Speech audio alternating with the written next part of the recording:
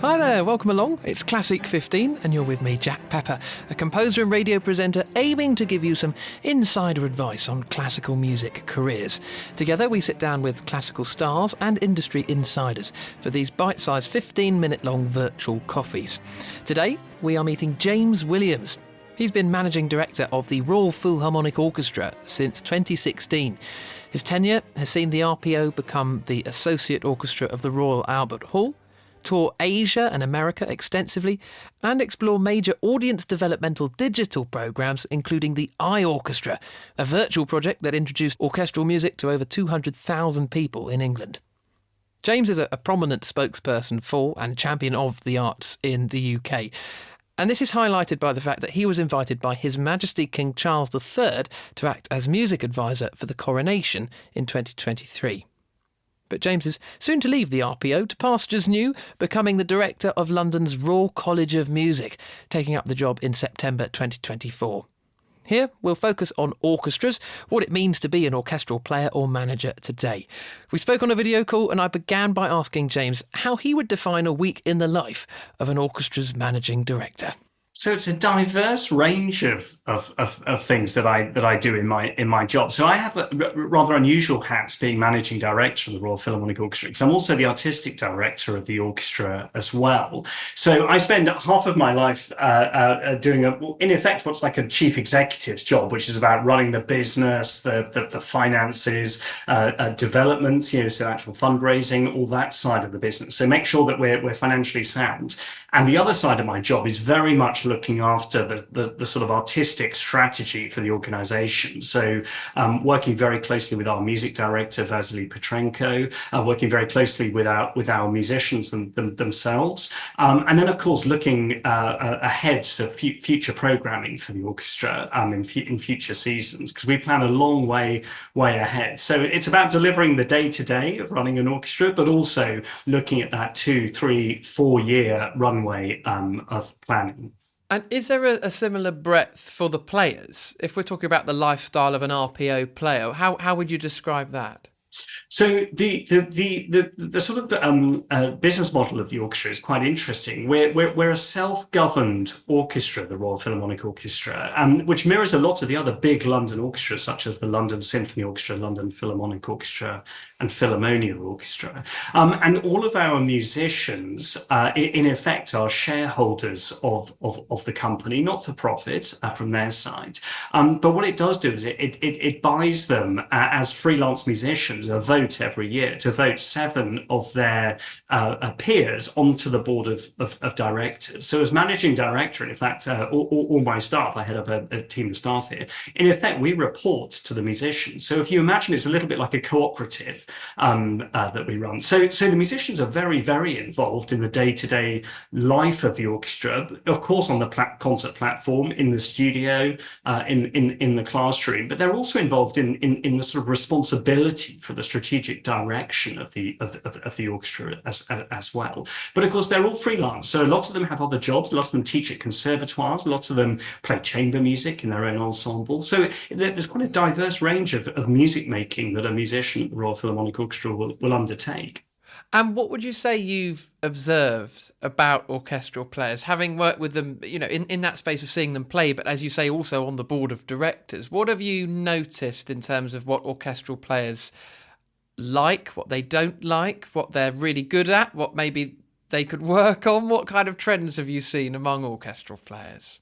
So what I would say from my 16 years of working in London orchestras is the sheer talent of those musicians is incredible. And of course, it's the talent you see of them as orchestral musicians performing as part of a symphony orchestra. But the amount of talent that exists beyond what you might just see as an audience member on stage, their ability to be inspirational teachers and professors, the fact that many of them perform in totally different genres of music as well. Many of them are composers and arrangers. And so what we're always trying to do here is unlock those talents and utilize them to greatest impact within the wider portfolio of the orchestra's work. I think a musician that joins the Royal Philharmonic Orchestra is a musician that is looking for a very diverse portfolio of music making. This orchestra, we talk about orchestral music, not classical music. So, this week, for example, we've got everything from your true symphonic concerts. Then we're doing a concert on this week at Royal Albert Hall on Thursday with the cellist Hauser, which is very much like crossover style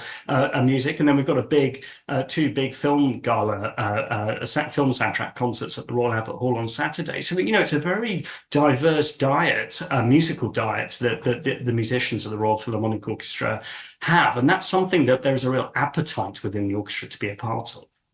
So how do you find these players then? Is this something that you go to concerts and you, James, are always kind of a talent scout? Are they writing to you? How do you source such versatile musicians? It's a great question, Jack, and I'd like to take the credit for building the brilliant team of musicians at the Royal Philharmonic Orchestra, but actually it has nothing to do with me. So the musicians themselves appoint each other. So again, part of this self-governed model is that they look after the appointments of their peers. So again, it's very much a sort of cooperative style approach. I like to think that as we look at trying to widen access to our audition rooms, that we're reaching a broader range of people, and we're certainly seeing that now, which is great. We want greater diversity within our orchestra and flexibility.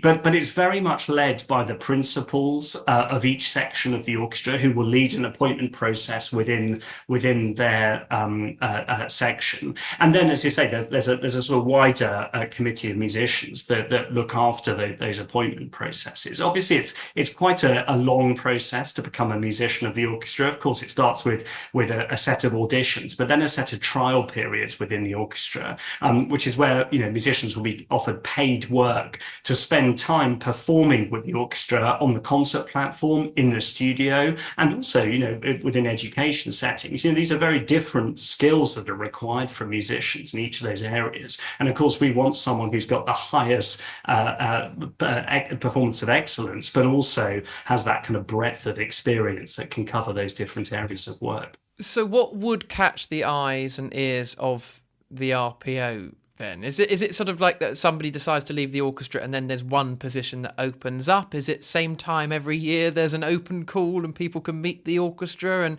what is it they can do to get your attention? It's a very good question, Jack. So there are two forms of sort of trend lines of appointments that go on within the orchestra. The first is for named seats within the orchestra. So we have about 75 members of the orchestra, and of course there is a little bit of churn within that, although the retention rate is very high at the RPO, which is something we're enormously proud of. But when those seats do become available, then there is a formal appointment process, which, as I mentioned earlier, it works on the basis of initial auditions, and then there'll be live auditions, and then through a series of trial processes, at which point then an appointment will be made. The other side of that is that we have quite an extensive list of what we call freelance extras.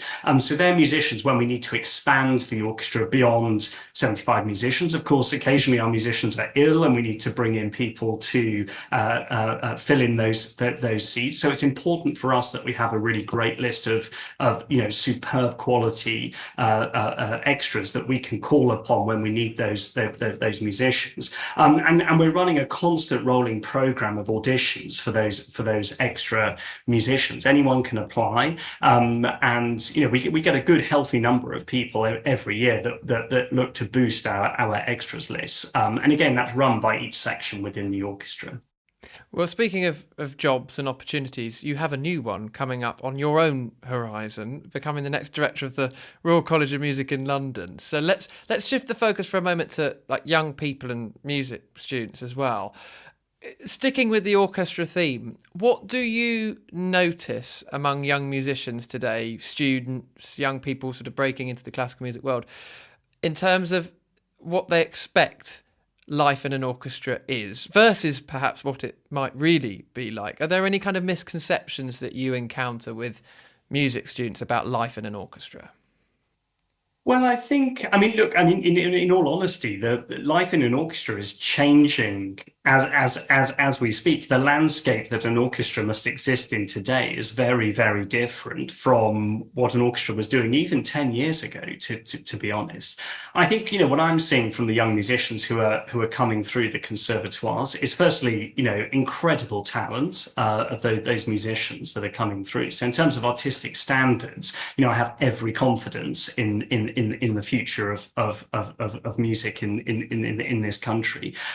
It's incredibly hard work being an orchestral musician. In fact, being any musician, quite frankly, it's incredibly hard work. But in fairness, a lot of these students have had to work incredibly hard in order to fund their way through conservatoire and university, often doing multiple jobs, extremely long hours, very arduous practice, stressful exam situations, etc., etc. In a way, it prepares them quite well for life as an orchestral musician. But it's not easy. I mean, following your passion in music, that there is no clear career path or simple career path. It is hard work, but I think that kind of work ethic is very much driven into those students as they leave colleges. I think we're seeing musicians with a real appetite to think about what being a societal musician means. We're getting a lot of musicians who are coming to our orchestra and orchestral auditions as interested to understand what our community and education work is, as well as, of course, our prestigious concert performance work and international touring and that side of things. So I think there's been a sort of rebalancing, in a sense, of what priorities and what being an orchestral musician might look like, which I think is really a positive sign of how conservatoires are changing their programs and models to create more rounded musicians as they leave conservatoires. What were your priorities when you were sort of starting out on your career? Where did you see your path leading at that point? Well, interestingly, I didn't see it in orchestras, strangely enough. So I started off very much in music education, actually, and supporting emerging musicians and emerging careers. I worked for an organisation called Live Music Now. I actually went to the Royal Northern College of Music in Manchester for 6 years and worked there in programming, running festivals, that side of things. So it's been interesting for me to sort of step outside that world into the world of orchestras. Now, I spent 16 very, very happy years working for two London orchestras, and it gives you a real sort of global perspective on music within that context, and particularly commercial music as well. The RPO in particular, I've been very fortunate to be involved in a number of sort of non-classical projects that have really opened my eyes to actually the sort of global music markets. How did you get involved in the coronation? I can't have you here and not ask you this. I remember seeing your face at the service thinking, hang on a minute, there's James among all the composers. How does a job like that come about? Is that through the RPO or just a random call? So it was very, very, very fortunate that, I've been very fortunate in both of the orchestras that I've worked for over the last 16 years that His Majesty the King has been patron of both of those organisations. So I've been very lucky to be involved in a number of events that have involved members of the royal family in various ceremonial and non-ceremonial types of occasion. And we were very lucky at the Royal Philharmonic Orchestra that in April 2021, the then Prince of Wales agreed to be the orchestra's patron. And it was through that relationship that I was called in September 2022, just after the late Queen died, to go and see His Majesty the King and to be asked to help put together the music programme for the coronation service. So did that involve picking the composers and the specific pieces that had already been written that would be played? What did that look like? Yeah, it involved working with His Majesty, who, of course, as many of your listeners will know, has a very strong interest in and knowledge, indeed, of classical music as a whole. So really looking at how we shape the musical program, the new commissions, and how a coronation service in the 21st century can genuinely be reflective of contemporary society, not just in the UK, but globally. regularly in that sense. And so, it was a big challenge pulling that program together, condensing what was a 4-hour service in 1953 into just over 2-hour service in 2023. So lots of challenges, but what a rewarding experience, and a great opportunity for brand Britain in terms of British music. There couldn't have been a better and more prolific opportunity to showcase what we do best in this country. Indeed, and drawing on all the skills that you say that you have to explore as a player in the orchestra, the RPO, and as a managing director. Just in this sense, on a sort of once in a generation global stage, the stage of all stages. So, as you now move to the Royal College of Music stage, just finally, James, what would be the takeaway lesson from your experiences to date that you'd want to teach the young students at the Royal College of Music? If there's something you learnt from the coronation, something you've learnt from leading the RPO, what would that takeaway lesson be that you'll be bringing? I think probably two things. One is that the audience for classical music has never been greater, and I have every confidence that this is a thriving art form.